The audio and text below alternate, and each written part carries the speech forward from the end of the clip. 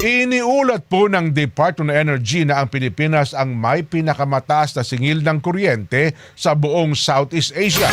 Ayon po sa DOE, ito ay dulot ng pagtaas ng presyo ng langis. Dahil dito, sinabi ng ahensya na dapat asahan ang mas mataas na singil sa kuryente sa susunod na buwan. Akala ko pa naman, sasabihin nyo, gagawa natin ng paraan para bumaba. Hindi pala. Gusto nyo palang ipalunok sa sambayan ng Pilipino ang mataas na kuryente. Ay kung ipulupot ko sa leeg nyo yung kuryente. Umita ulo ko.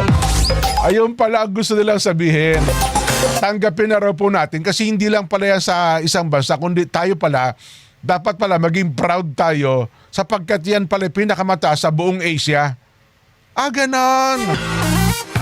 Ang nagsabi po niyan, DOE Undersecretary Rowena Guevara, ang average power rate ng Pilipinas ay 12.43 per kilowatt-hour kumpara sa rate ng Singapore na wala pang piso, 0.09, halos wala pang 1 sentimo per kilowatt-hour Singapore.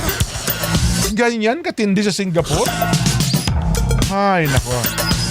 Ang sabi ng DOE, proud tayo dapat, ha? Kasi tayo ang pinaka. Opo, ayun.